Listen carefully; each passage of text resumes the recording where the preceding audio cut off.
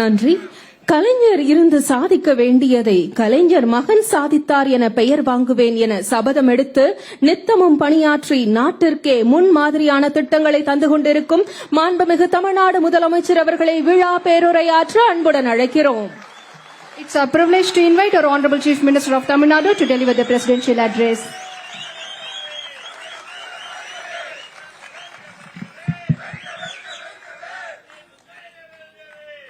முத்தமிழறிஞர் கலைஞர் அவர்களின் நூற்றாண்டு நினைவு நாணயம் வெளியீட்டு விழா நிகழ்ச்சிக்கு பெருந்தன்மையோடு வருகை தந்து சிறப்பித்து நூற்றாண்டு நினைவு நாணயத்தினுடைய வெளியீட்டு விழாவில் பங்கேற்றிருக்கக்கூடிய மாண்புமிகு ஒன்றிய பாதுகாப்புத்துறை அமைச்சர் திரு ராஜ்நாத் சிங் அவர்களே,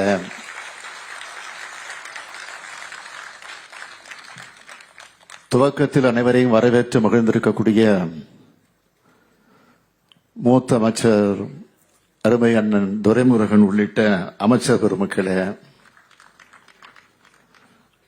மாண்புமிகு ஒன்றிய இணை அமைச்சர் திரு முருகன் அவர்களே, நாடாளுமன்ற சட்டமன்ற உறுப்பினர்களே,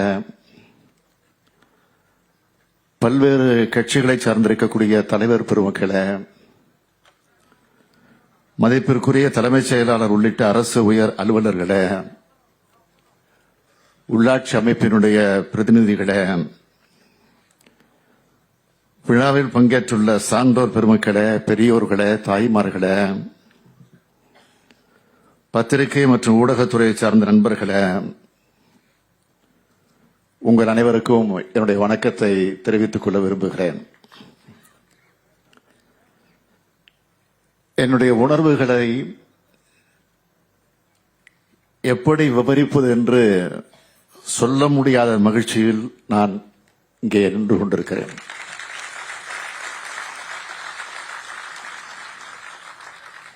நம்மையெல்லாம் ஆளாக்கிய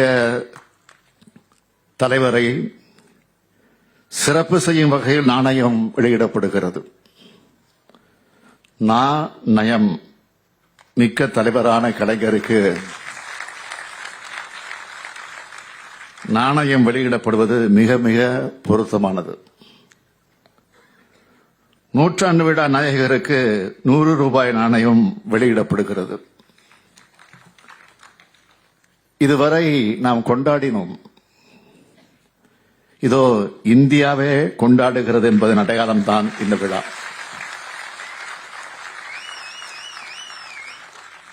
இதுபோன்ற எத்தனையோ சிறப்புகளுக்கு தகுதியானவர் தான் நம்முடைய தலைவர் கலைஞர் அவர்கள்.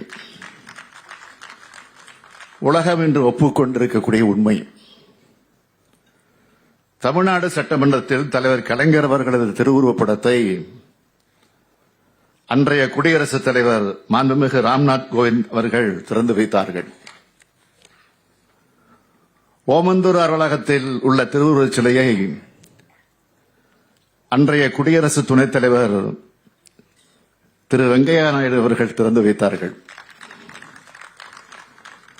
அண்ணா அறிவாலயத்தில் அமைக்கப்பட்ட திருவுருவச் சிலையை அன்னை சோனியா காந்தி அவர்கள் திறந்து வைத்தார்கள்.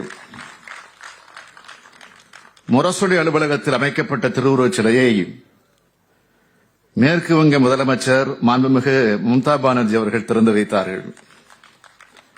இன்று தமிழக தலைவர் கலைஞர் அவர்களின் நாணயத்தை நமது நாட்டின் பாதுகாப்புத்துறை அமைச்சர் ராஜ்நாத் சிங் அவர்கள் வெளியிட வருகிறார்கள். இந்திய ஜனநாயகத்தின் பாதுகாவலராக இருந்த தலைவர் கலைஞர் அவர்களின் உருவம் தாங்கிய நாணயத்தை வெளியிட இந்திய நாட்டின் பாதுகாப்புத்துறை அமைச்சர் வந்திருப்பது மிக மிக மிக மிக பொருத்தமானதுதான்.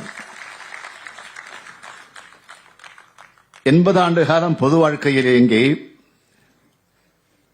அதில் அரை நூற்றாண்டு காலம் தமிழ்நாட்டின் திசையை தீர்மானித்த தலைவர் கலைஞருக்கு இந்தியாவே வருகை தந்து சிறப்பித்திருக்கிறது என்றுதான் சொல்ல வேண்டும். தலைவர் கலைஞர் நிறைவடைந்த நாள் முதல் நாள்தோறும் அவர் புகழைத்தான் போற்றிக் கொண்டிருக்கிறோம். கடந்த ஓராண்டு காலமாக அவரது நூற்றாண்டை முன்னிட்டு அவரது சாதனைகளை சொல்லும் பல்வேறு நிகழ்ச்சிகளை நடத்தினோம். தலைவர் கலைஞரை போற்றும் விதமாக பல்வேறு திட்டங்களை செயல்படுத்தினோம். அவற்றில் முத்தாய்ப்பான சிலவற்றை மட்டும் சொல்ல வேண்டும் என்றால், கிண்டியில் கலைஞர் நூற்றாண்டு உயர் சிறப்பு மருத்துவமனை, மதுரையில் கலைஞர் நூற்றாண்டு நூலகம், 1,15,00,000 மகளிர் மாதந்தோறும் 1000 ரூபாய் உரிமைத் தொகை பெறும் கலைஞர் மகளிர் உரிமை திட்டம், கிளாம்பாக்கத்தில் கலைஞர் நூற்றாண்டு பேருந்து முனையம். இந்த பெருமைக்கெல்லாம் மகுடமாக இன்று கலைஞர் உருவம் தாங்கிய நாணயம் வெளியிடப்படுகிறது.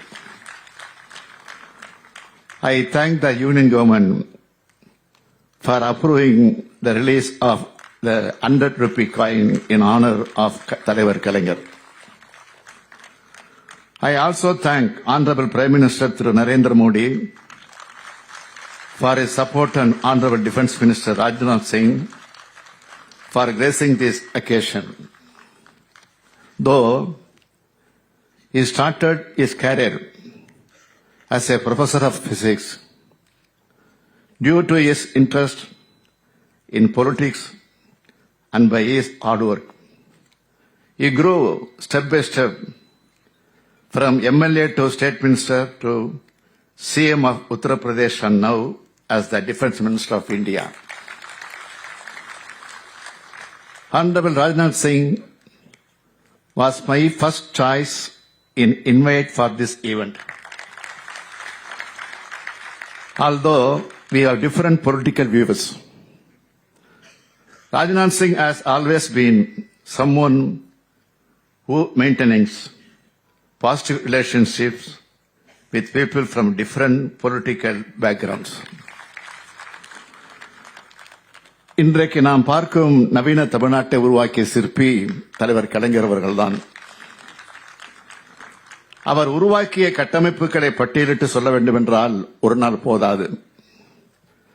அவரது சாதனைகளை சொல்ல இதோ நாம் இந்த விழாவை நடத்தி கொண்டிருக்கிறோமே, இந்த கலைவாணர் அரங்கத்திலிருந்து தொடங்கலாம். பாரத அரங்கமாக இருந்த இதனை மிக பெரியதாக கட்டி எழுப்பி கலைவாணர் அரங்கம் என்று மாற்றினார். தாய்மொழியாம் தமிழ்மொழிக்கு செம்மொழி தகுதியை பெற்றுத் தந்தார். மெட்ராஸை சென்னை ஆக்கினார். தமிழ்நாடு குடிநீர் வடிகால் வாரியம், தமிழ்நாடு குடிசை மாற்று வாரியம் போன்ற எண்ணற்ற திட்டங்களை உருவாக்கினார். 44 அணைக்கட்டுகள், ஏராளமான கல்லூரிகள், பல்கலைக்கழகங்கள். சென்னையை சுற்றி மட்டும் அண்ணா சாலை, அண்ணா மேம்பாலம், வள்ளுவர் கோட்டம், கத்திப்பாரா பாலம், கோயம்பேடு பாலம், செம்மொழி பூங்கா, டைடல் பார்க் தலைமைச் செயலகமாக கட்டப்பட்டு இன்று பெரிய அரசு மருத்துவமனையாக இருக்கும் ஓமந்தூரார் மருத்துவமனை, metro rail, Adyar ID corridor, Namakkal கவிஞர் மாளிகை என அனைத்தும் கலைஞரால் உருவாக்கப்பட்டவை. இதனை யாராலும் மறைக்க முடியாது. கடந்த 15ஆம் நாளன்று இந்திய நாட்டின் 78வது விடுதலை நாளை நாம் கொண்டாடினோம். அன்று நான் மட்டுமல்ல, நாட்டில் உள்ள அத்தனை மாநில முதலமைச்சர்களுமே கொடியேற்றினார்கள். அதற்கான உரிமையை பெற்றுத் தந்தவரும் முதலமைச்சர் கலைஞர் தான். 2000 ஆண்டுகளுக்கு முன்பு வள்ளுவர் சொன்னாரே, முறை செய்து காப்பாற்றும் மன்னவன் மக்களுக்கு இறையென்று வைக்கப்படும் என்று. அப்படி ஆட்சி நடத்தியவர் கலைஞர் அவர்கள். அதனால்தான் இன்று அகில இந்தியாவும் போற்றும் தலைவராக கலைஞர் அவர்கள் உயர்ந்து நிற்கிறார். செயல்படுவதும் செயல்பட வைப்பதும் அரசியல் என்ற இலக்கணத்துக்கு இலக்கியமாக இருந்தவர் கலைஞர். ஒரு கட்சியின் தலைவராக, ஒரு நாட்டின் தலைவராக எப்போதுமே சிந்தித்தார், செயல்பட்டார். 1971ஆம் ஆண்டு இந்தியாவை பாகிஸ்தான் அச்சுறுத்திய போது தமிழ்நாடு சட்டமன்றத்தில் பாகிஸ்தான் படையெடுப்பு கண்டன தீர்மானம். 1972ஆம் ஆண்டு பாகிஸ்தான் போரின் போது அன்றைய பிரதமர் இந்திரா காந்தி அவர்களிடம் நாட்டு பாதுகாப்புக்காக 6 கோடி ரூபாய் நிதி, போரில் வீர மரணமடைந்த ராணுவ வீரர்களின் குடும்பங்களுக்கு நிதி மற்றும் நிலம். 1999ஆம் ஆண்டு கார்கில் போரின் போது இந்தியாவிலேயே அதிக தொகையை அன்றைய பிரதமர் வாஜ்பாய் அவர்களிடம் 3 தவணைகளாக மொத்தம் 50 கோடி ரூபாய் வழங்கியவர் தலைவர் கலைஞர். மாநில உரிமைகளுக்காக குரல் கொடுத்த அதே வேளையில் நாட்டின் பாதுகாப்பு என்று வருகிற போது கை கொடுத்தவர்தான் கலைஞர் அவர்கள். நாணயம் என்பதற்கு இன்னொரு பொருளும் இருக்கிறது.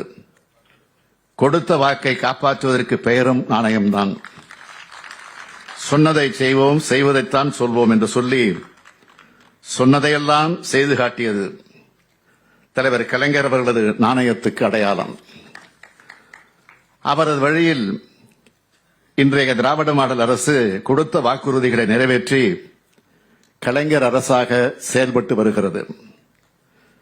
சட்டசபையை அதிகார அமைப்பாக இல்லாமல் சமூகத்துக்கு நன்மை செய்யும் அமைப்பாக கருத வேண்டும் என்றார் பகுத்தறிவு புகழ்வன் தந்தை பெரியார் அவர்கள். அப்படித்தான் நாங்கள் செயல்பட்டு வருகிறோம். இது எனது அரசு அல்ல, நமது அரசு. ஒரு கட்சியின் அரசு அல்ல, ஒரு இனத்தின் அரசு.